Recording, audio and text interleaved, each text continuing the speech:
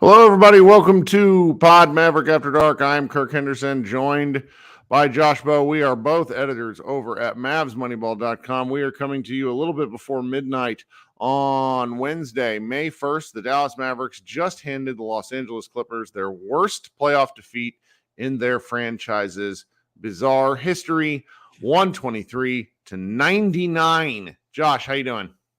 I'm doing pretty good. Glad that even though that was a 9:00 game, I feel like it kind of had a brisk pace to it. Yeah. And if we're going to stay up late and talk about the Mavericks, I'd rather talk about a win. I don't know about you. And that was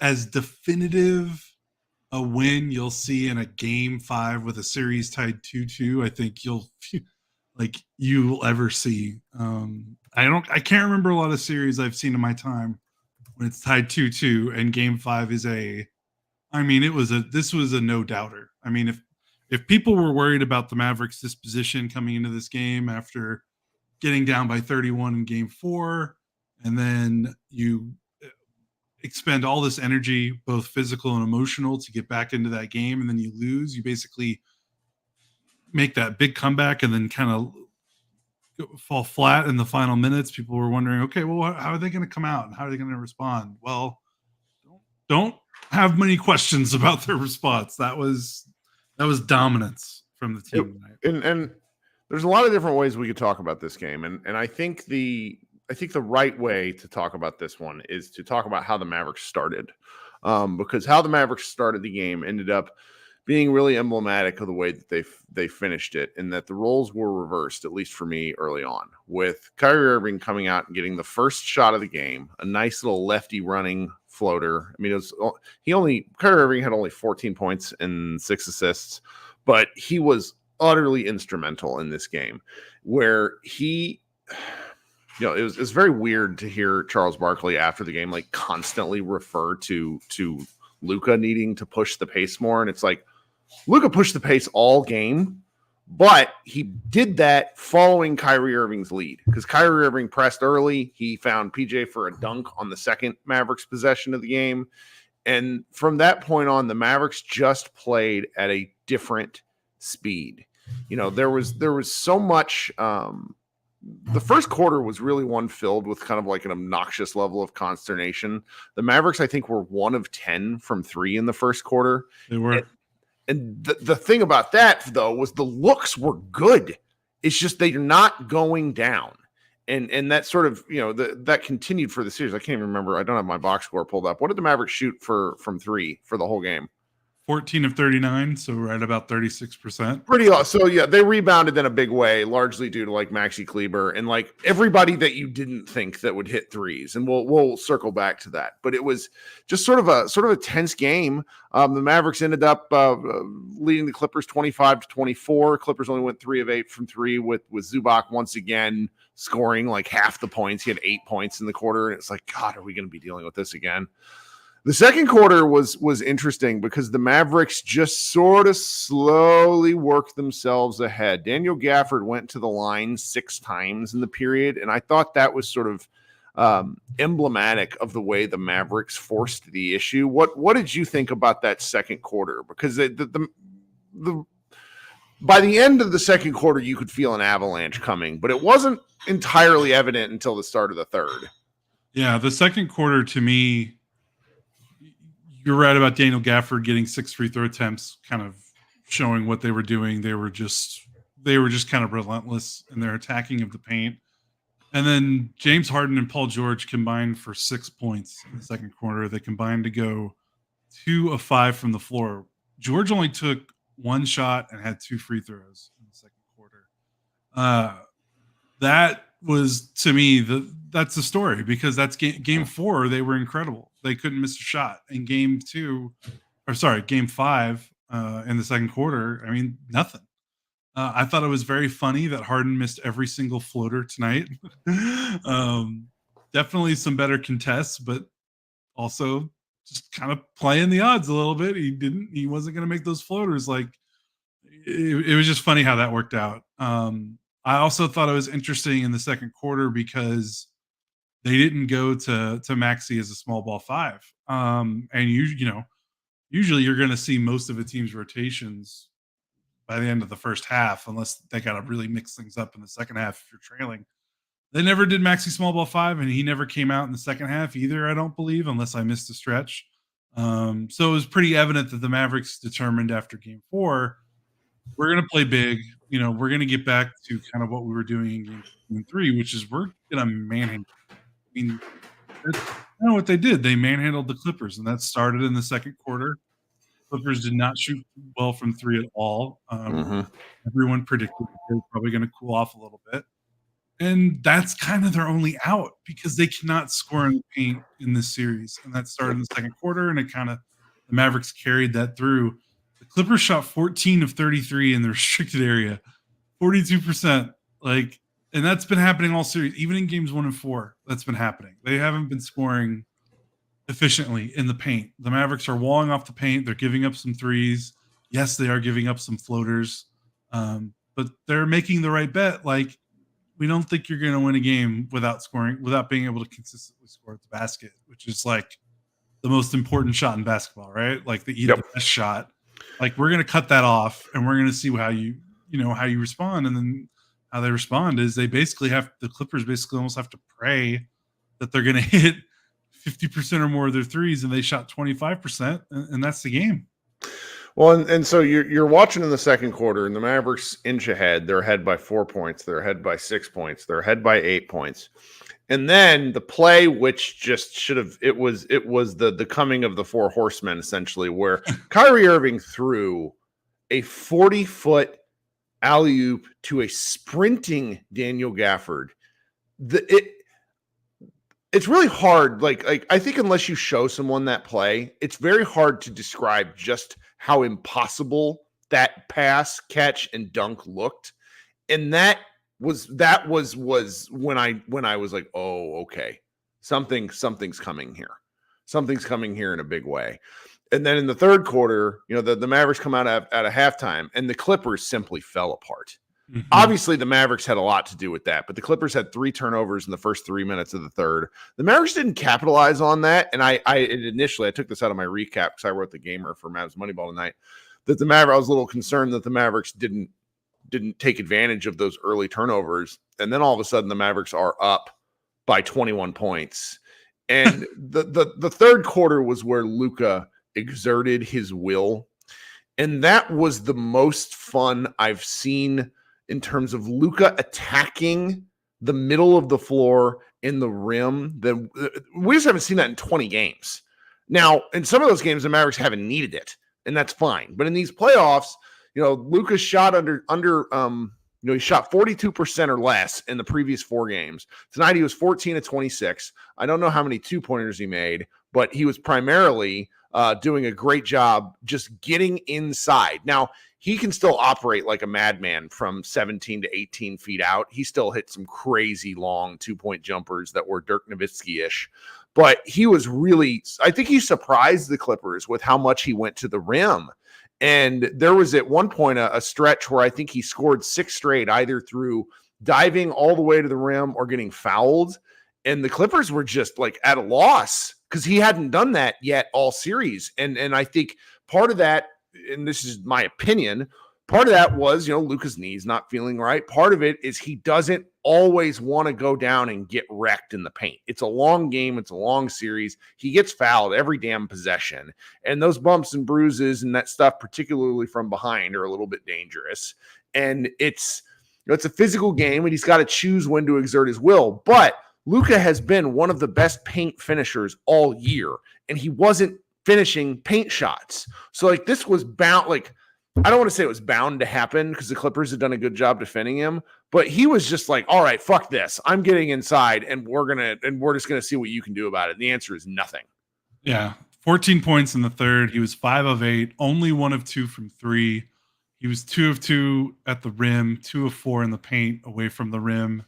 The big thing, I mean, we talked about this almost, I feel like we've talked about this like every single game about Luka this series, is the shots in the paint are there for him, and he was kind of overpassing a little. And it was bizarre to see him pass out for threes when he was right at the basket. And it was a little bit of indecisiveness that frankly you never see, because he's the thing about Luka that like the definitive part to his game to me is he always seems to know where he wants to be, where he wants to go. I think you said it in game 4. You're like, he's always one step ahead. And for the first time we've ever seen him in the playoffs, it's like he doesn't kind of know what to do next. And he feels like he's a step behind, which is just like totally rare. And yeah, this was the definitive game of him in the series. He got 35 points. He outscored Paul George and James Harden by himself. He only took 3 3-point attempts in the second half. He clearly looked at what they were doing, what the Clippers were doing defensively, with a little bit of the drop and then a little bit of Zubac playing up. And that's the thing we've been saying is like, look, if Zubac's either playing in drop or he's playing up, the paint is there because you either get around him if he plays too far up, and then there's no rim protection behind you. Because the Clippers don't play anyone big besides their center. So there's that thing, and Luka took advantage of that. And then there's the drop. If he's in drop, floater range. And how good has Luka been in that floater range all season? And he finally took advantage of it. He finally flipped in some shots outside the restricted area, but in the paint. And it was clinical.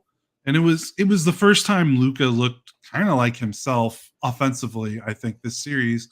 And credit to him that he's been doing other stuff. He's been passing. He's been playing defense before tonight.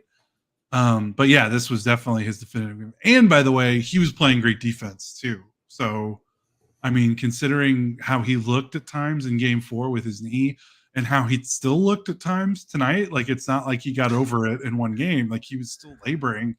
I mean, the Clippers offense tonight was like, hey, let's pick on Luka, because I think they saw the game 4 tape and were like, let's just do that more. And that didn't happen. Like Luka was stonewalling both George and Harden. And the commentator, I don't really want to talk about the TNT guys too much, because it's like they're watching it's like they're reading off of a preordained script, and they sort of have to stick to the script. And Reggie Miller, who by and large is kind of fun because he's very enthusiastic about basketball, but I like that. So I don't want to hate on him too much. But one of the things he's like, well, man, Luka's getting blown by James Harden. And it's sitting there going, say that again. Yes, Luka Doncic is getting blown by former MVP James Harden, only he wasn't really getting blown by. He was sticking with him and was recovering. He took a charge in the first quarter from Luka. Luka played really good defense in this game. You're right about it, and was active in so much as he can be. Like, yes, his mobility is still not great, but it was really something to watch. Like, and between that and you bring up another thing that I want to talk about with Luka, where I was really loving. He was getting the ball across half court with 19 to 20 seconds left on the shot clock. And those 2 extra seconds, a lot of people, Iztok Franco, our former colleague, D Magazine writer, one time he pulled a bunch of stats on this. And you don't think that 1 or 2 seconds matters, but for where he ends up getting the ball, like sometimes he crosses the half court line, guys, with 16 seconds left. He was getting to the 3-point line with 19 seconds left. And the Clippers are not used to that. Everybody's used to Luka setting up and taking care of the defense is set, because he's going to figure out how to punish you. And I've always found this very confusing, quite candidly. I know he's a little bigger and he doesn't want to run himself out of shape, but Luka going downhill, even from 90 feet away, causes the defense to go, oh, fuck.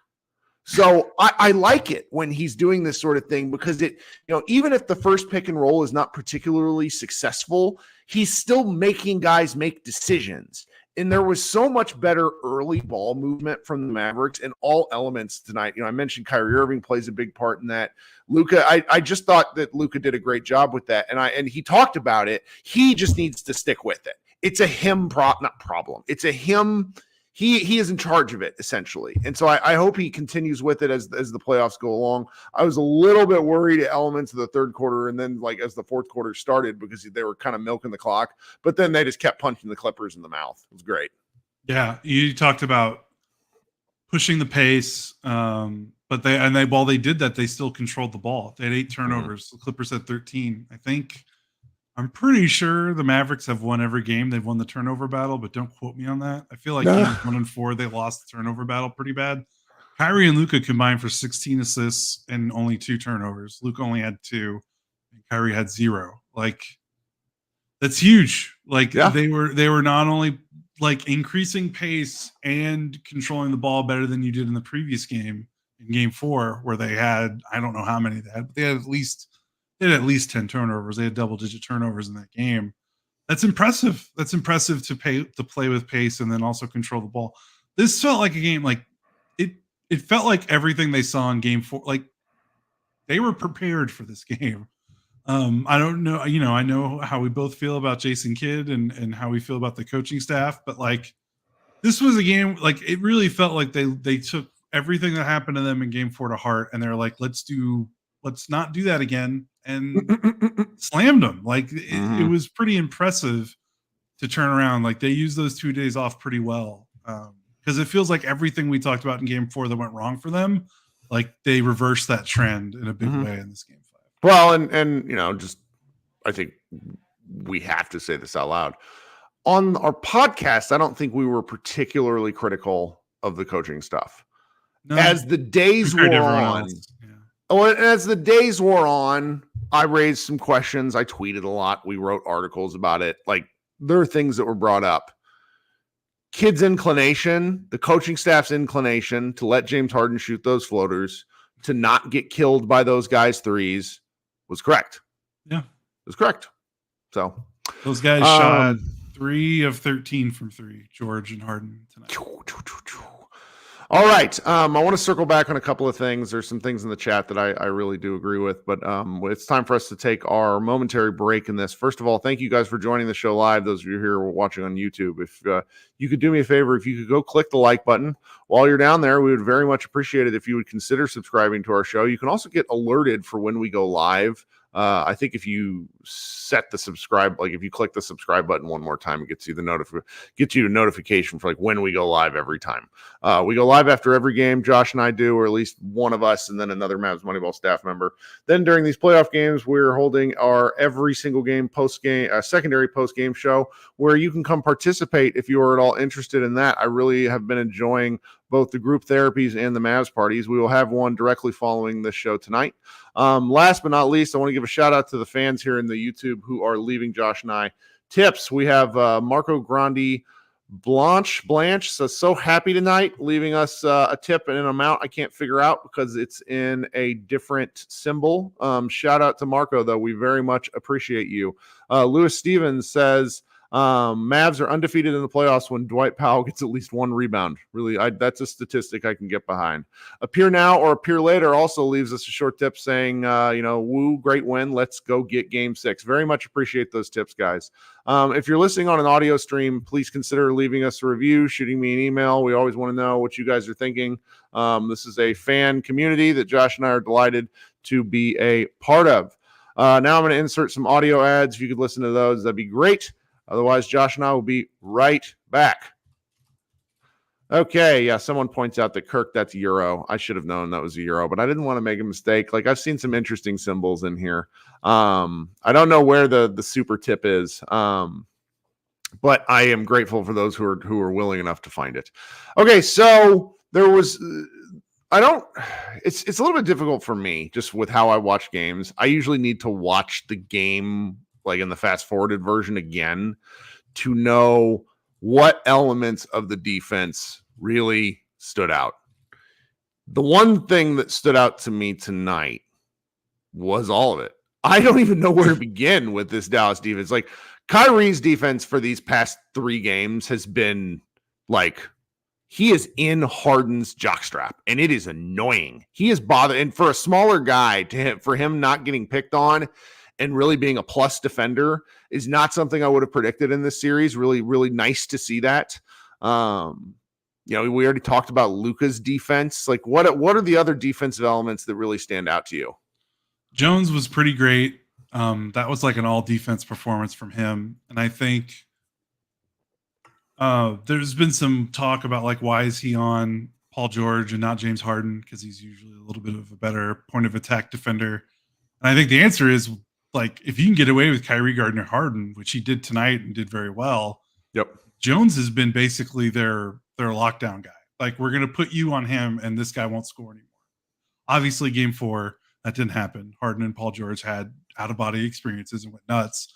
But outside of game 4, they haven't had huge games. Harden's had some pretty good games, but George hasn't.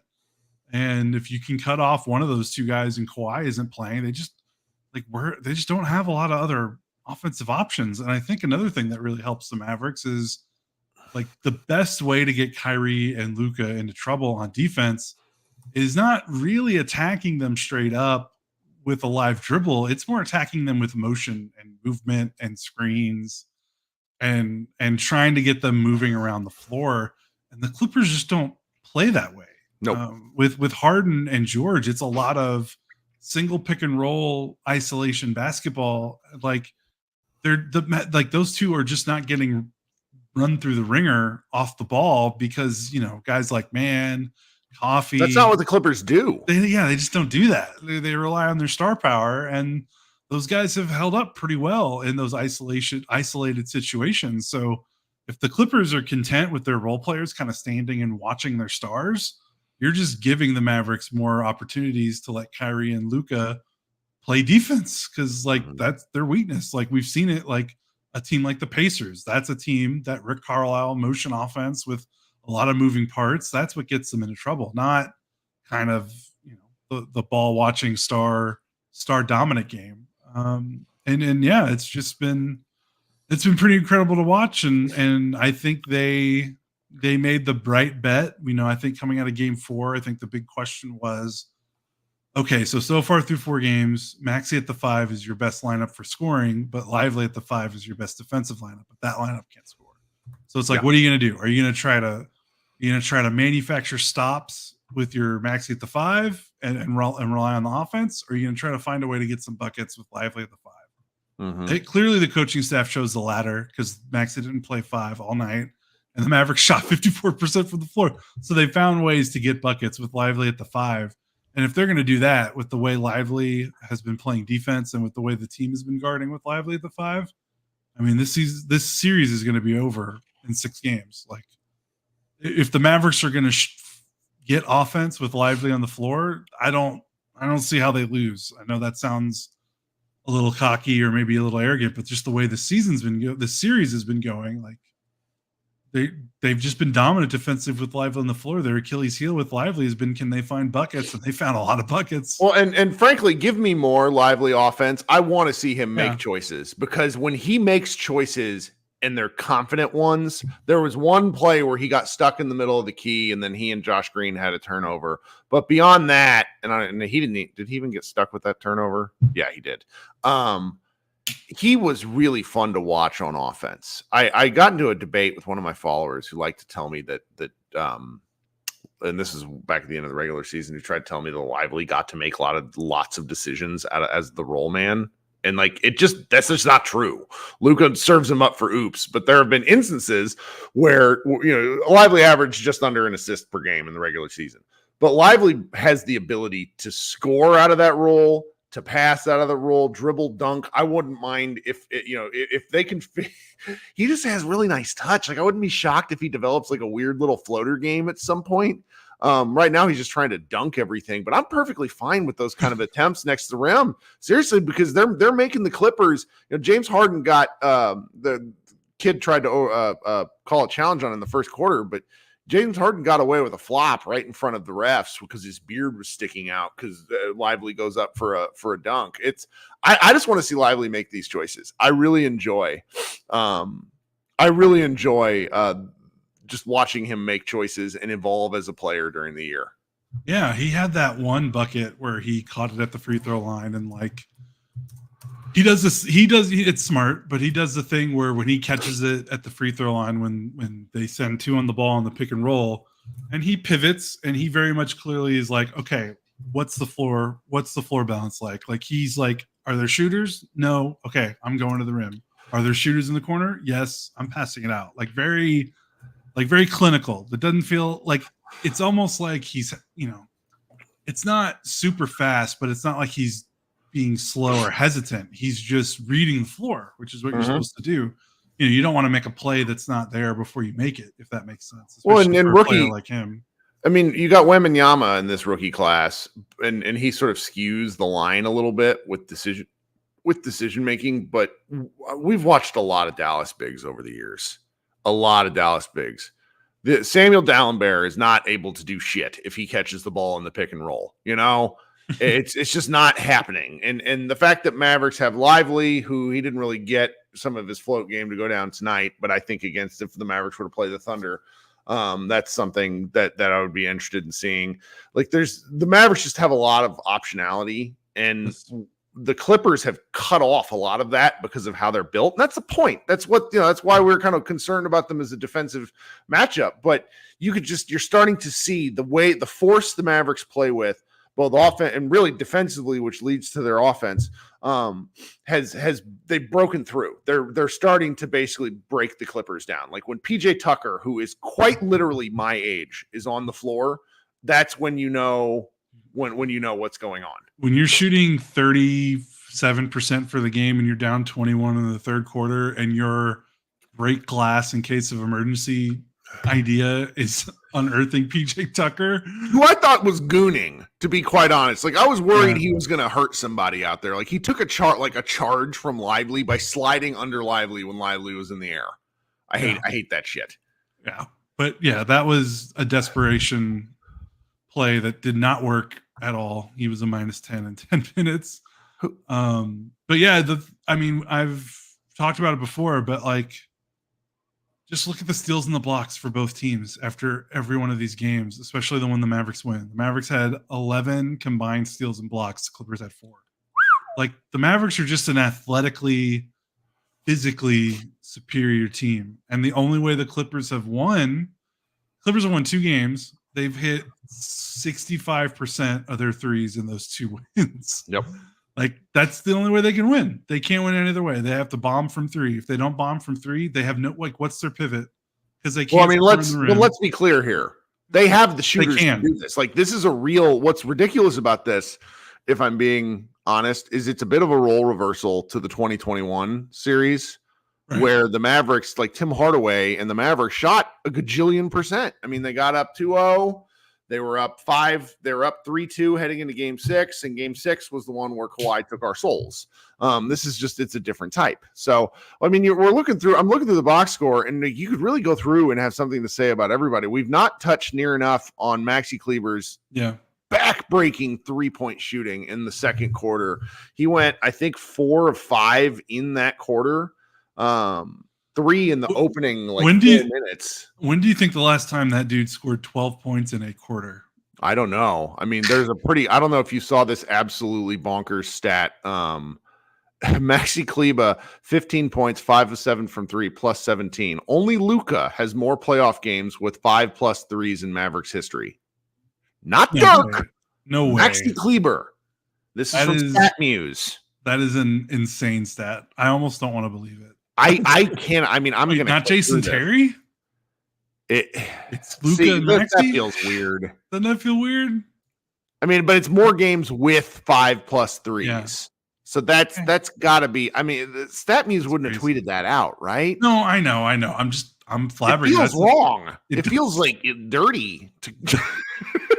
I could kind of buy it on Dirk because in the playoffs, in that era, he was the mid-range post-up machine. So, but Terry, like that's crazy. That's a crazy. Sure.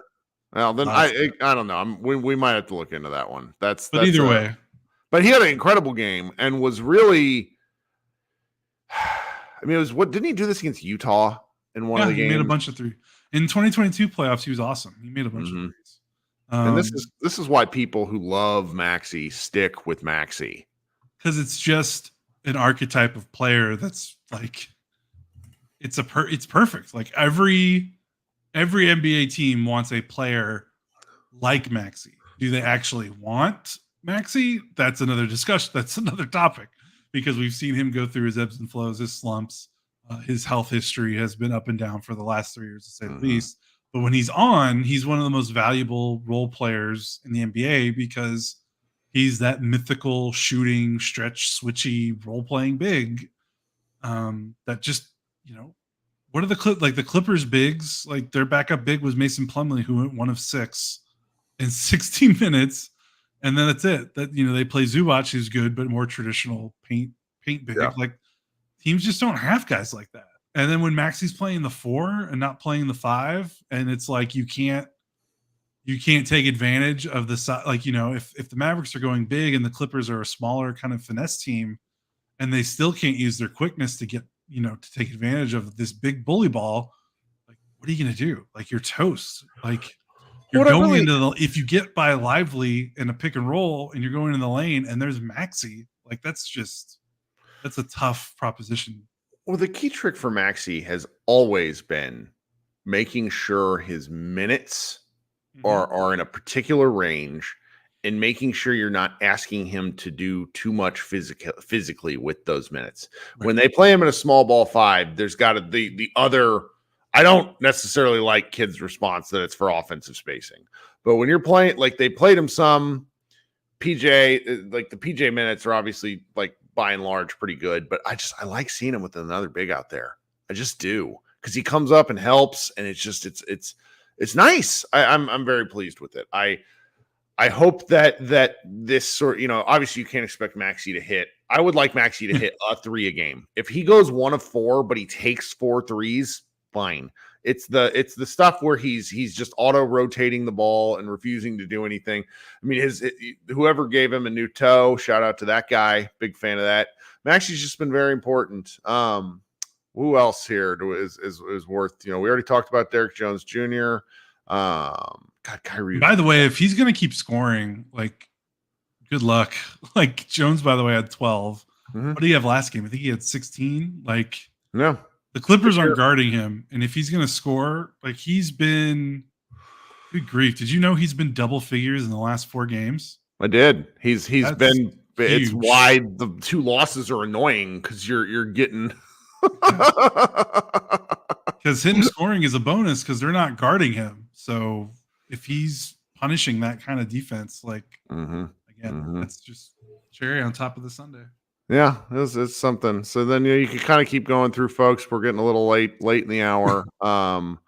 Shout out to Josh Green, who in the span of basically 3 possessions, he bricked a open corner 3 from the left side off of the top of the backboard, then proceeds to bury a corner 3 from the opposite side. While I don't think he saw the basket. I don't think so either. Plumlee just destroyed him. Like that looked like a middle school foul where people are out of control. And I don't like because he knocked Josh Green all the way into the bench.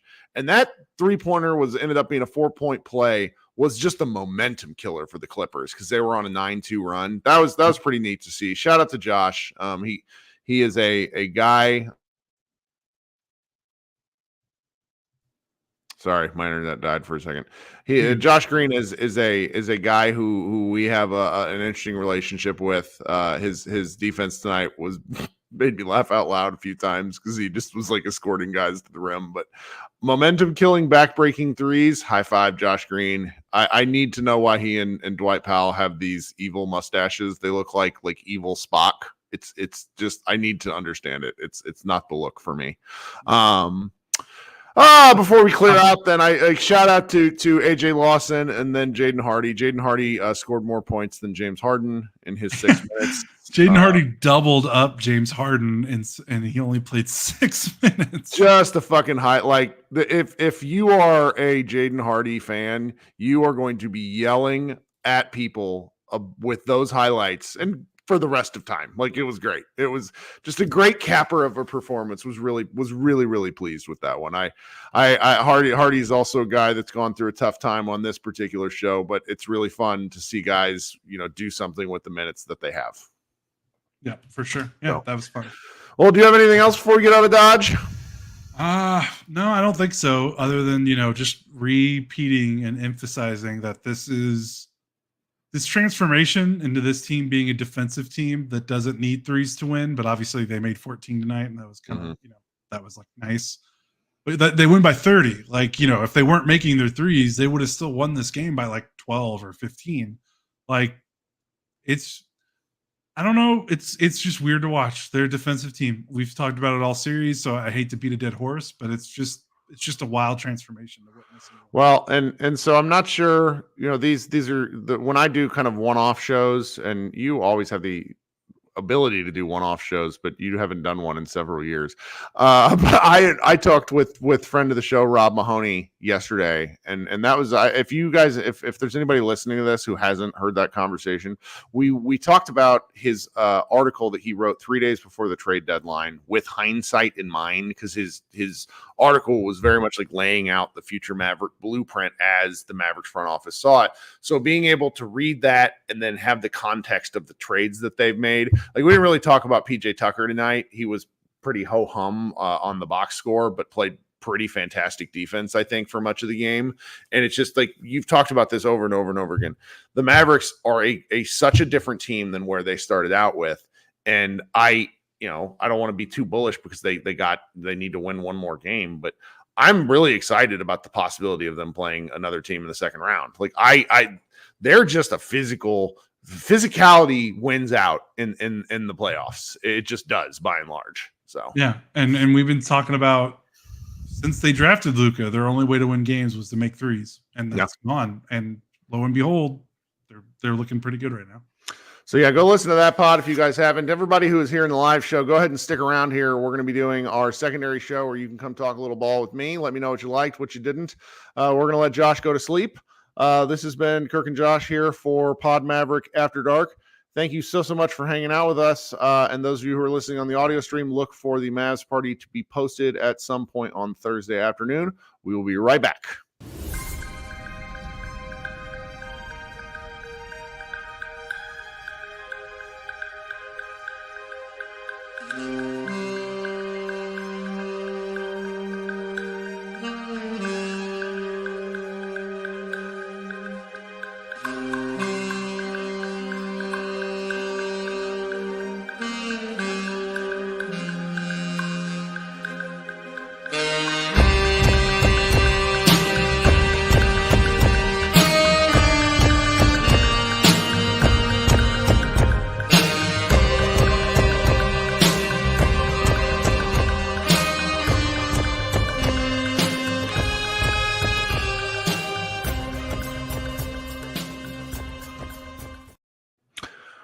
Hello, Mavs fans. Welcome to Pod Mavericks Mavs Party. It is about 12:30 in the morning on Thursday, May 2nd.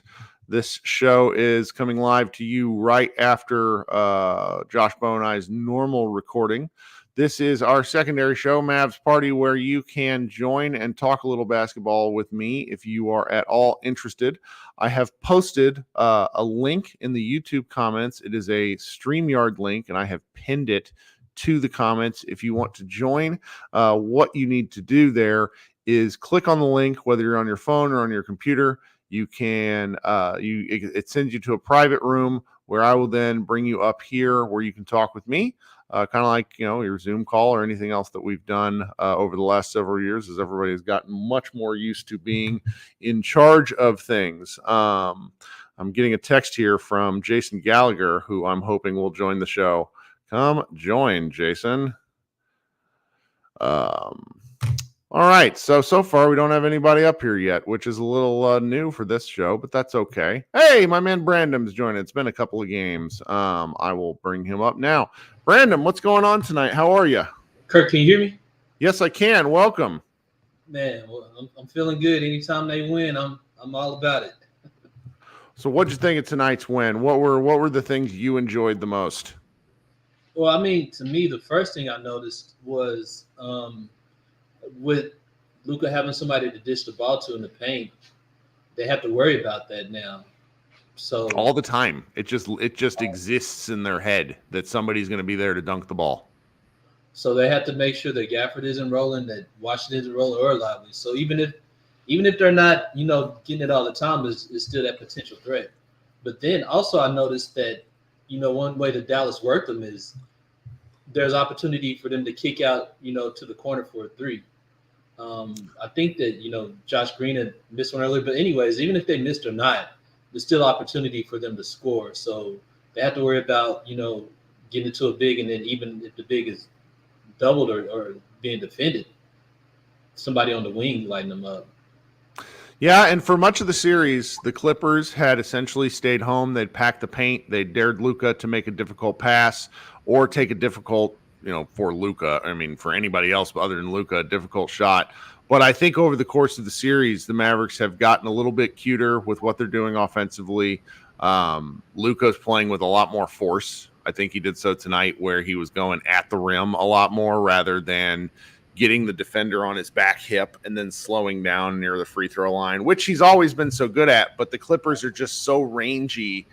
Guys were making him second guess in a way I've never seen before. So it was really nice to see him just sort of push past that and make the Clippers terrified of him, which they should be. I think, and just looking at the Clippers, man, it feels like they're just great ball defenders. So Dallas has to give them a range of different, things that they have to defend, because if they're just going to ball defend, then I don't think that Dallas would really kind of, be able to do what they want to, excluding like Luka and Kyrie, they can kind of do what they want to, with the, kind of the way that the Clippers is able to defend other guys, Dallas has to give them some type of different options. Yeah. But it just seems like, what I noticed that Harden, he was doing what he wanted to. So it was one play when they put Lively on him. He went to the paint, and that, they put more people on him. They didn't really have for a while they didn't have a consistent person on him. But it seems like whenever Derrick Jones Jr. is in the game, he's kind of like the catalyst of Dallas defense, to where he's forcing things that, either he's on the ball or not, he's forcing things to happen. And I just feel like that dude is, I didn't know his defense was as good as it is, before he got to the Mavs, but just looking at how he defends good players, it seems like, he's the one that people are like, okay, we need to be more careful around this dude. Oh, he's a catalyst for a lot of what they're doing. I didn't know he was this good either. I liked the concept of his athleticism and having Luka as a lob threat on offense, but really didn't watch enough of him. And I'm really he is almost, I think he's been in the year, this will be his 10th year. He's been in the league forever, and he's having a great year with Luka.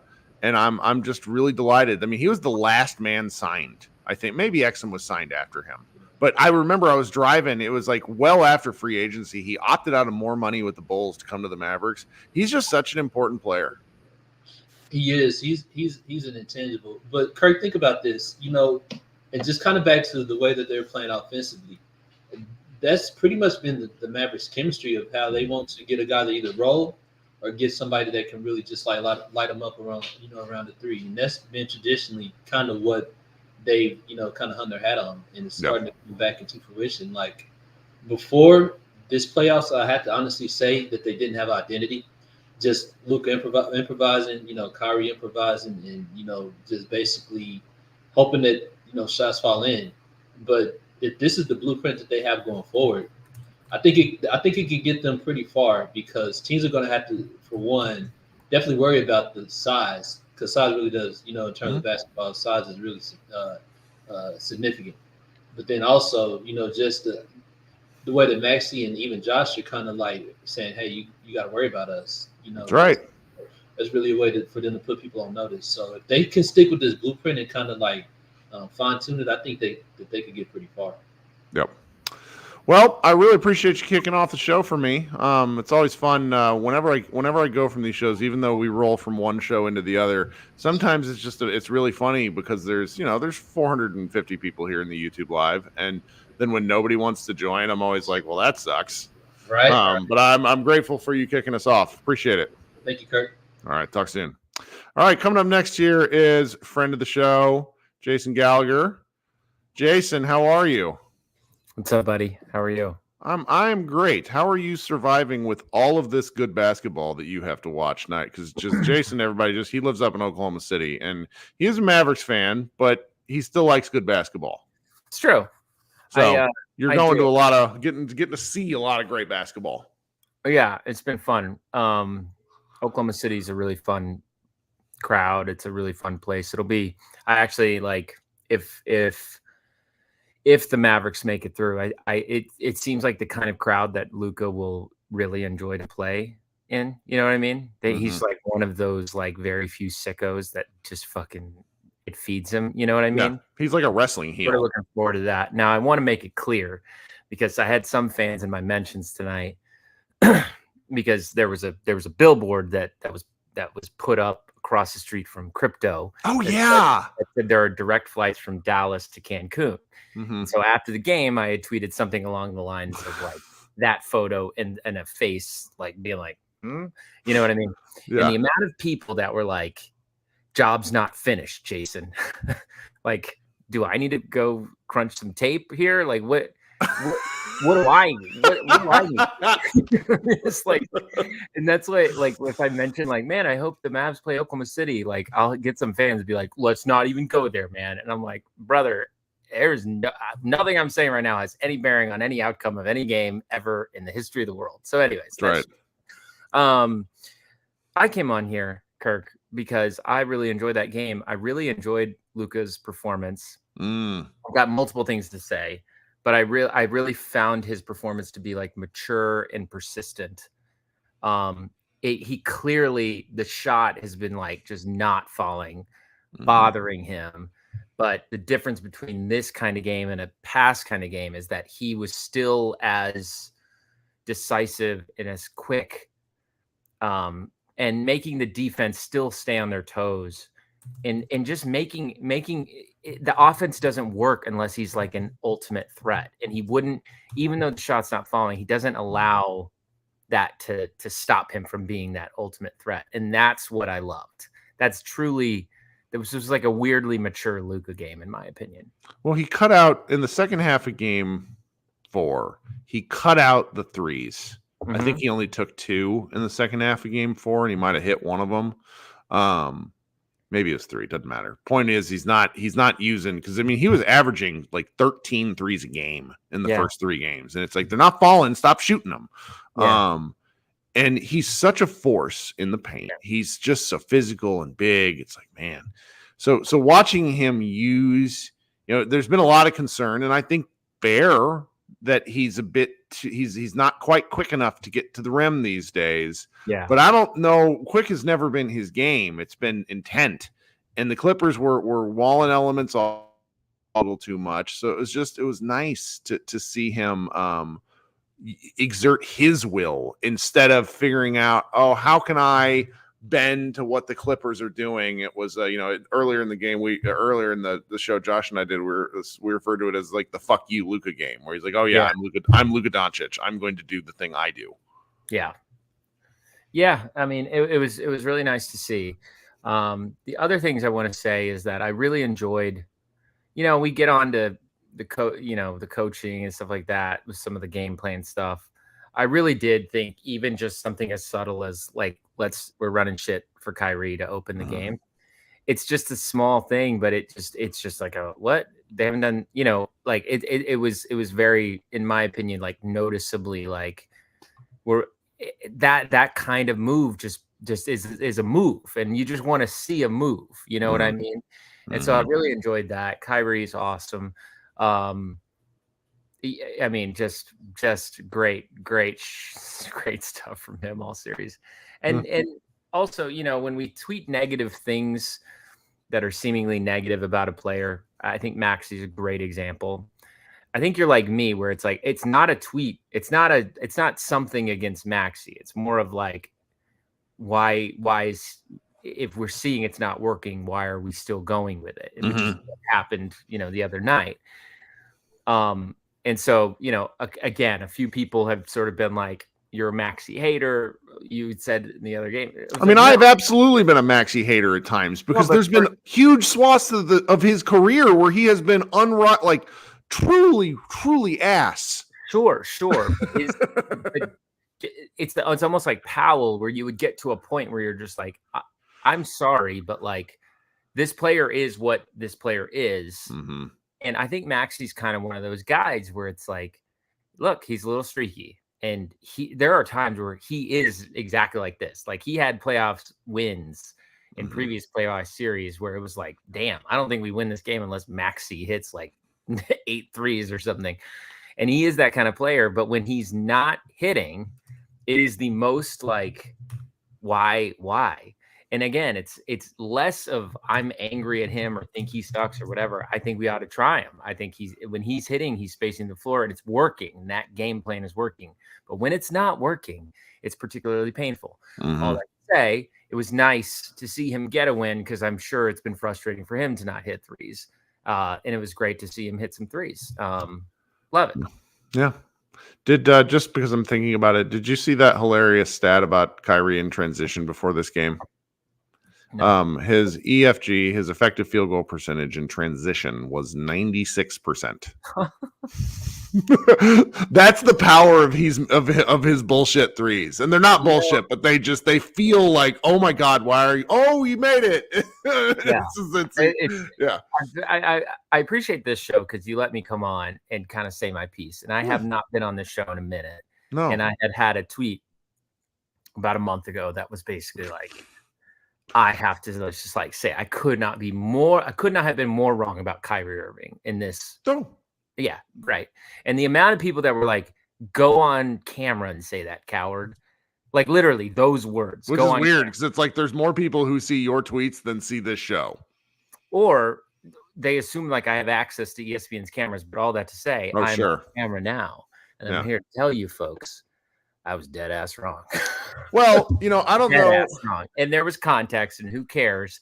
In the end, all that matters is that motherfucker's so good, so good, and so competitive. And it's been really fun to see him in the playoffs because I feel like there's even like a more of an edge that we haven't seen as forget basketball fans or Mavs fans, basketball fans. As basketball fans, we are seeing playoff Kyrie. And that's sort of just like when he went to the basket tonight and fell down and screamed. Like, I feel like I haven't seen that. I feel like I haven't seen that in a long time. And that's been awesome to see. Yeah. He's just been great. Yeah. Well, and Luka's hyping him up on his Instagram reel right now, which is always fun to see. Like, this is the time of year where the teammate, like the fact that these guys are just around each other all the time. And there's, it goes from being, and like, let's just be honest, like this is a job. They love playing basketball, but it's still a job. And when you're around your coworkers all the time, sometimes it can be a bit much, but this is like the playoffs are like the corporate, they're locked in. They have a specific goal. There's not an 82 game grind ahead of them. So it's like some of the positive momentum between these guys is always really fun to see this time of year.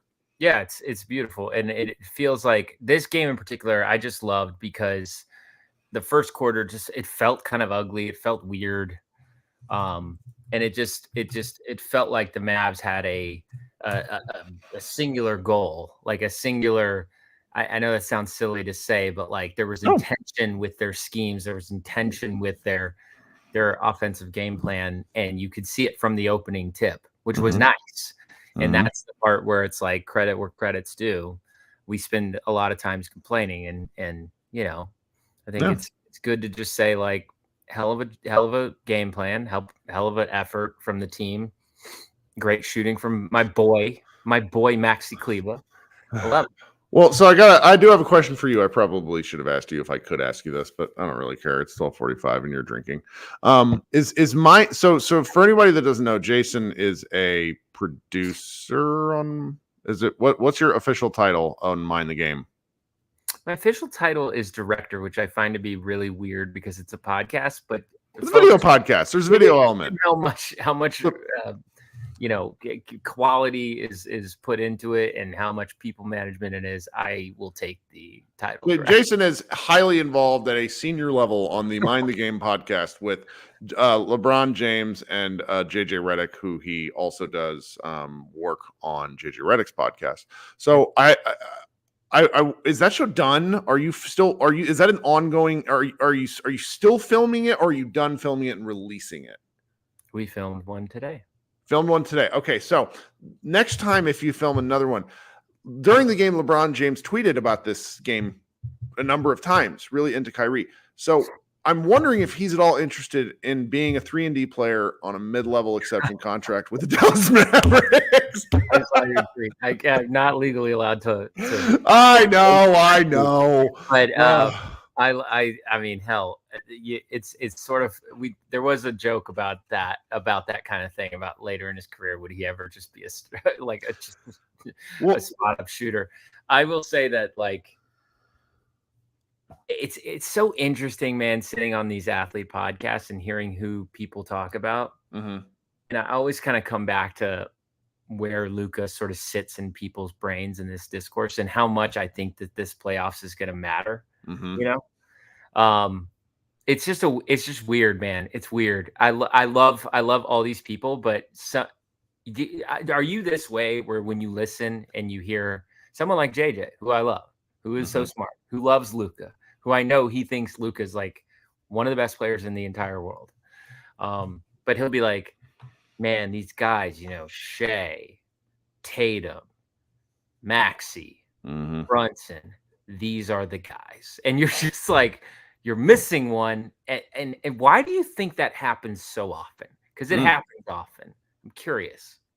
I don't know. I have no clue, but the fact that you even get to be involved in this is so cool for me as like your friend, because I'm just like, I wouldn't know what to do. It's fantastic. It doesn't make any sense today. It doesn't make any sense, but it's very fun.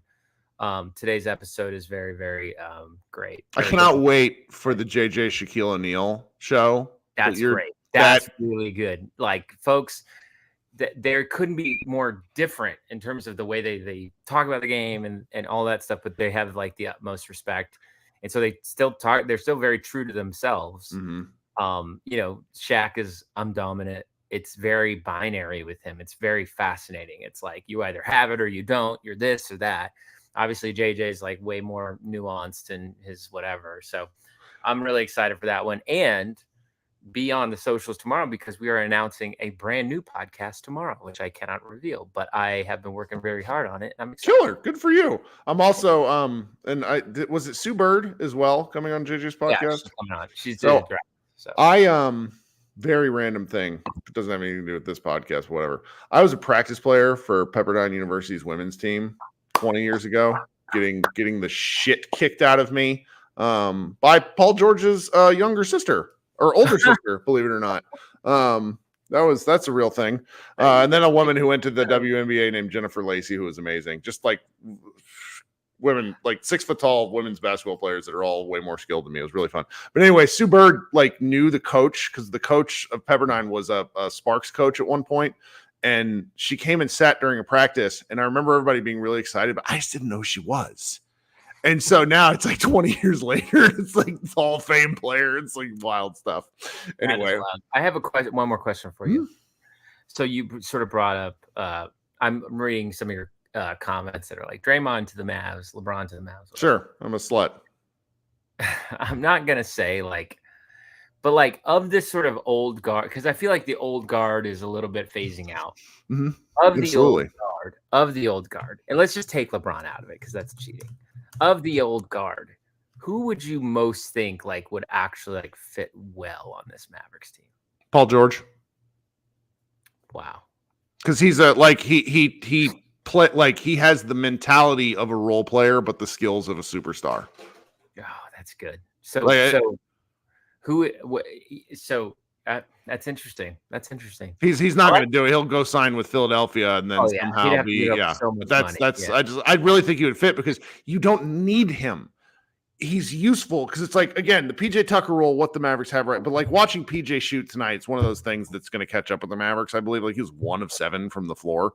But he's like Paul George, incredible defender. I really think he's an incredible defender. He's not a playmaker, but it's just that's my, and I don't really know if he counts as old guard because these guys now play for so long. It's hard for me to figure out like who's actually useful. Like Mavs fans in particular, like seem to often hate Kevin Durant. Yeah. That's what about not DeRozan? How do you feel about DeRozan? No, because of his mid-range game. You know who I actually think might be funny is Jimmy Butler. Okay, now I don't think it would work, but I think it'd be funny because it's like Butler, Kyrie, Luka, just to like 3. I don't think anyone in that locker room would survive. No, it'd be like Butler is the world's most annoying coworker. I don't think everyone understands that. Like he really is. I like DeRozan. It's just his defense is horrendous. Like it's So I can see the comments are not into DeRozan, but I do like this thought experiment of like this sort of like plus 29, plus 30 player that clearly we're like. Well, like the older, like I think like the retired basketball guys, like Reggie Miller, like Kenny, and we're talking forever, but Karam will understand. He's the last person waiting. Shout out. They don't like Luka. They don't like him. And they can't put, it's the same stuff where it's like Dirk eventually won them over because Dirk just kept fucking coming and eventually won and is such a tough guy that they the smart ones do. The smart ones do. But the kind of midi, like this guy's not of that ilk that you're talking about, but like, and I don't know how we do. Everybody calm down in the comments before I say this. It's just saying things, but like Pat Bev, great example of a guy who would. I think he likes Luka a lot. Yeah, would love to play with Luka because he had to guard Luka. If you were somebody who had to be matched up against Luka in a playoff series, you gain a level of respect. I mean, Grant Williams, like the guys who have to do, but it's like the players who watch him, they can't figure it out because you could hear it tonight. Like after the game, Kenny is just so dismissive. Luka, good point, Barum. Yeah, it's there's enough guys, older guys, that are just so frustratingly dismissive of him because they don't understand how he's doing it. Like, and it's taken Jokic 4 years to get to where he is, and Jokic is going to go down like potentially as a top 10 player of all time with the way he's going. And it's a European bias. It is what it is. It's a different sport. I don't care. But you know what it is though. You know why it's still hard for Jokic at times. It's that this Lakers series, right? We've watched, however many minutes, and it's like, who is the guy who really made the memorable plays that gave them those wins, that made it to where it's not like a 3-2 series right now? Yep. It's Jamal Murray. And the way that Jamal Murray plays is very pretty. It's fucking gorgeous. Like, I mean that in the best possible way. It's very fadeaway, nice looking shit. And so it's like, I'm just saying that like he's like, I think that people just gravitate towards that style. It's like aesthetics. And I gravitate towards that a lot too. Aesthetically, Luka's game is weird. It's wonky. So anyways, I've taken up a lot of your time, which we like talking ball. I'm glad you came on. Invite me on your actual podcast. Yeah, but then I have to come up with real questions, and that's like I'm not a great interviewer. We can riff. I want to ask you questions. What's going on? Maybe we will do that. That's I never like bothering my friends who do like Jason does this stuff for his job. Like this is my I cosplay. I'm a cosplay media member. I'm deep in these comments right now reading. What am I doing? My last question. So is the other thing that we worked on that you had me work on with you briefly, is that ever happening? I haven't asked you. I can, this is not something that whatever. I'm directing a project for a place and it got greenlit this week. Fantastic. And, really and excited Kirk for you. appears in it, y'all. Yeah, I helped. It was fun. and I'm really excited about it. And it'll probably come out in like 2025. That's and great. Understanding this industry is fucking weird. Oh yeah, everybody's weird. Oh well. Now, Jason, I'm giving you homework. You need to go watch Shogun, and I will talk with you soon. Yes. Thanks so much for hanging out, buddy. See ya. All right. Karam, you're so patient. Oh wow. Okay, cool. How are you? Good. How are you? I am alarmingly awake for 1 a.m. Oh wow. What is it over there? Like 1? It is 10 minutes to 1. Tomorrow is going to suck. But the Mavericks won, so it makes it a lot more tolerable. He did. And I did a few bullet points. I'm just gonna go real quickly because I know you sure, man. Oh yeah, take your time. Luka had more pep in his step. He didn't seem as slow. I agree. The ref, or not the referees, the announcers kept calling it playing with pace, sure, but he was just moving, and I like to see it. Yeah, he was making his perimeter shots, whereas before he was like either short or missing them. Like he was making shots he would normally make, right? So that was good to see. He was being aggressive. Mm-hmm. He didn't have any turnovers, did he? Luka? Yeah. Let me see. Luka had 2 turnovers, and one was a pass to, he thought Derek Jones was cutting baseline, and he just sort of threw it out of bounds, and I don't remember the second one. Yeah. He finally got it going. I liked how they had Kyrie in the beginning of the game when the game started take the ball, right? Mm-hmm. More of that. It felt like it gave Luka more legs. If that well, it also just was like a jump. It was an injection. The Mavs were they're peppy. There was no sizing stuff up. There was go, and I like that a lot. I like that too, and I think it took the Clippers out of their game because they always thought Luka would be the one taking the ball starting, right? So I think it kind of got them out of their game. Derek Jones has impressed me. He's an extraordinary defender. Mm-hmm. Do you know if we have enough to re-sign him? Is he on contract for next year? So I could be wrong about this, and maybe I will ask CBA Mavs Scott, who is part of the Mavs Moneyball staff, whenever he has time to maybe write something up on this. I don't know if the Mavericks have his bird rights because they signed him to a 1-year deal. Like when they signed Exum, they got Exum for a team option next year. They got Derek Jones Jr. to a 1-year deal. He took less money to come to the Mavs. I don't think about this too much, but I'm pretty sure that they could find, like, that's something they could find a way on. I feel pretty confident there. I would hope so. Jared says off contract, the only player, so no bird rights. But that's so that'll be interesting. That'll be interesting to see. Guys who normally take 1-year deals at minimums very rarely make more money, like get bigger deals after that. I think he could be one of the exceptions. I hope so. I hope we can get him back. He's been extraordinary for the defense and for our team. Washington played great defense. Kleba made threes, and he wasn't scared. Beautiful. All his shots were he hit one off the side of the backboard, and the Mavs Moneyball Slack was like, no, the dream is dead. And then he hit 2 more. It was great. It was really great. Pace was great.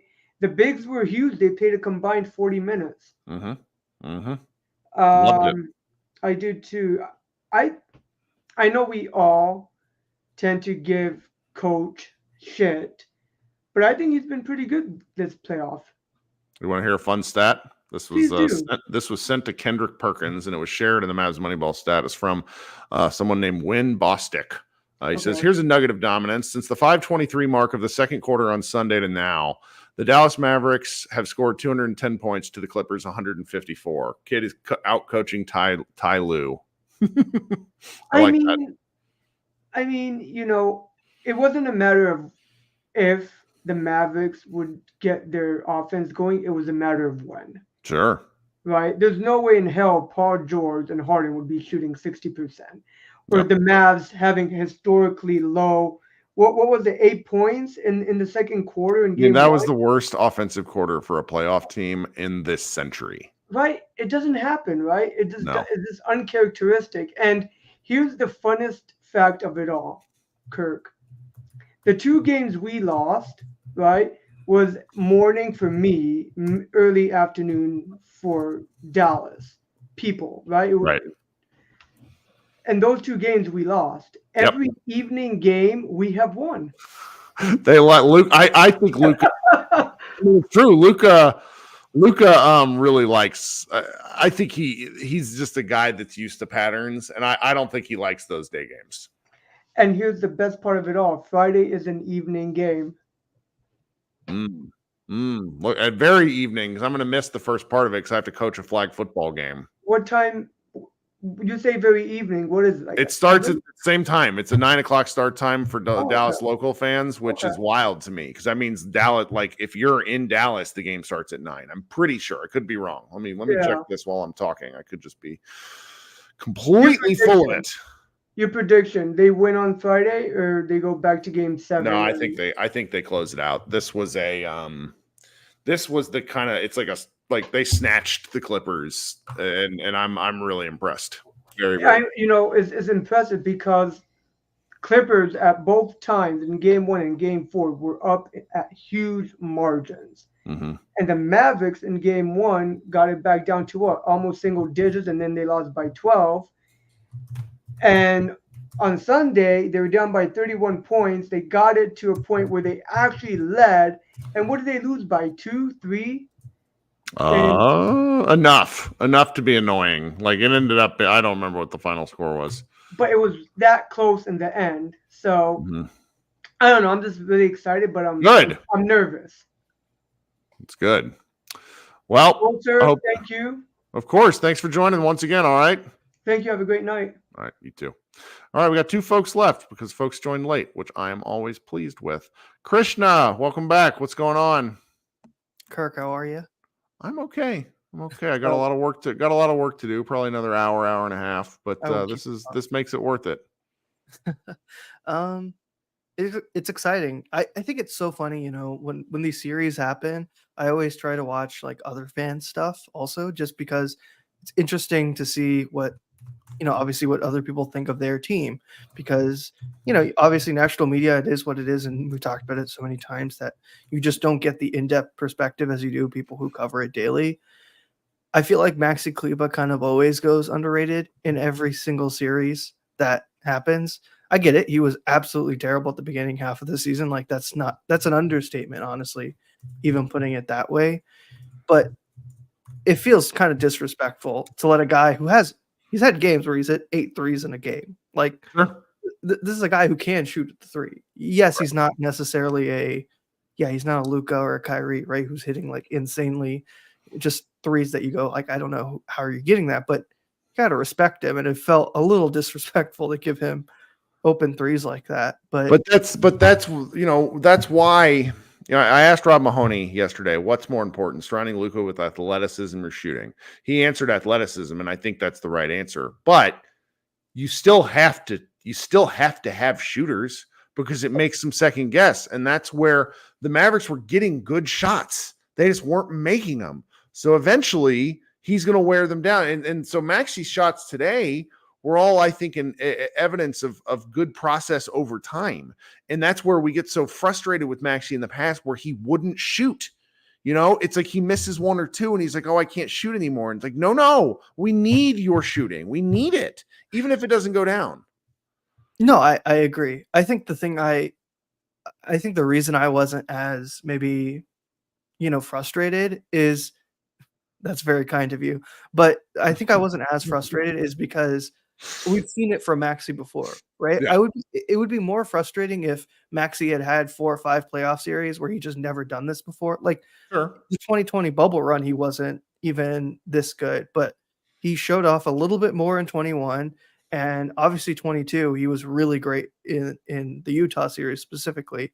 Yep. And that's where I kind of give him credit. And it was something I feel like I talked about last summer and the year before, but it's not that Maxi himself is a bad player. And you're not even saying that, but it's that when you ask his role to be the only plus defender on the court, and then you have to make all your threes, then that gives a that gives a level of expectation and pressure that's just unfair to him and to the team in general.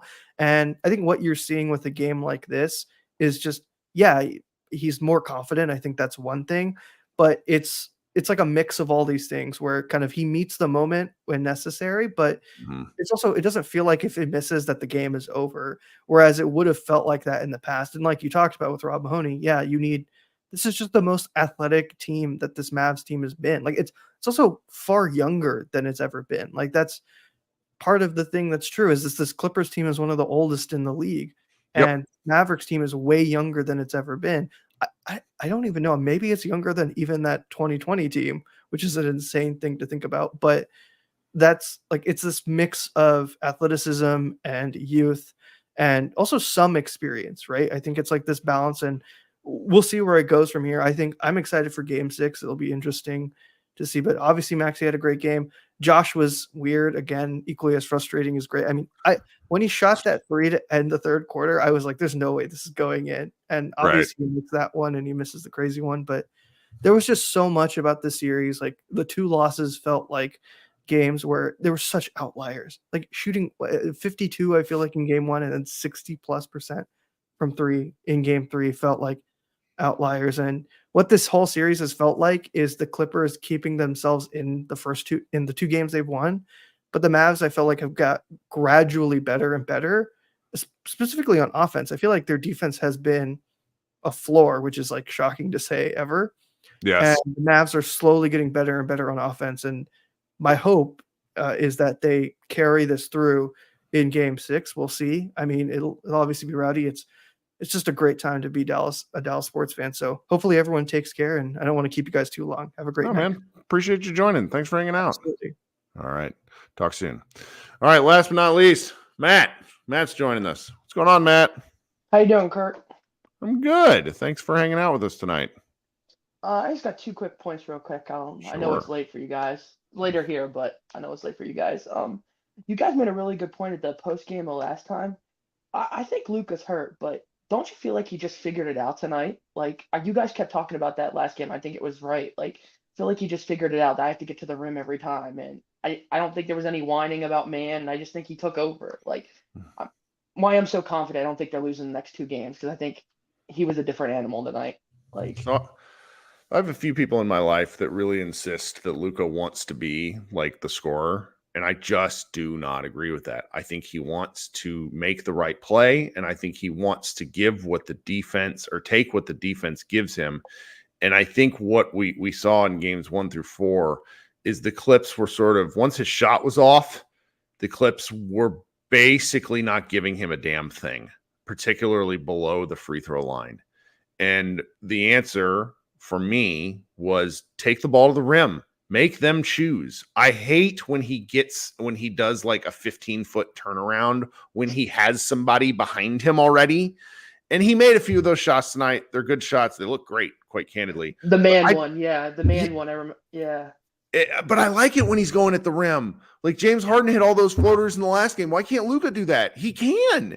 And it's just it's seeing that he was like, okay, I'm gonna go do, the Clippers are daring me to take shots, and I'm going to punish them, because he was getting so far into their defense that I don't think they had a plan. I think that they so often teams expect him to kick it out the backside, but when he was pushing the pace. And there are like 5 or 6 occasions I remember where he's all the way in the middle of the lane early in the shot clock. And that just throws off what defenses expect from him.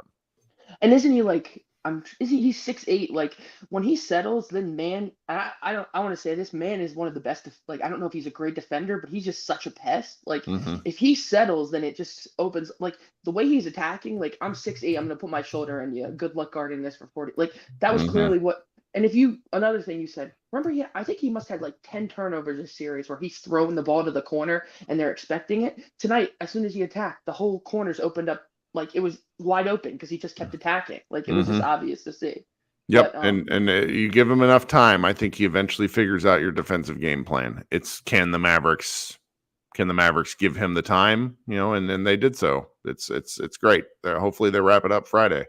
And last thing, everybody talks about Lively's defense. I mean, I don't know what else there is to say. He's unbelievable, but man, Right. once those games like tonight when he can go score offensively, it's like an attack. Like you put him at the high post, and I know he's a rookie. He's frustrating because some games, like I don't know if this is a long time ago, but that 30-point comeback when he had like 30 something points against OKC, he did. That was like, great. Yeah.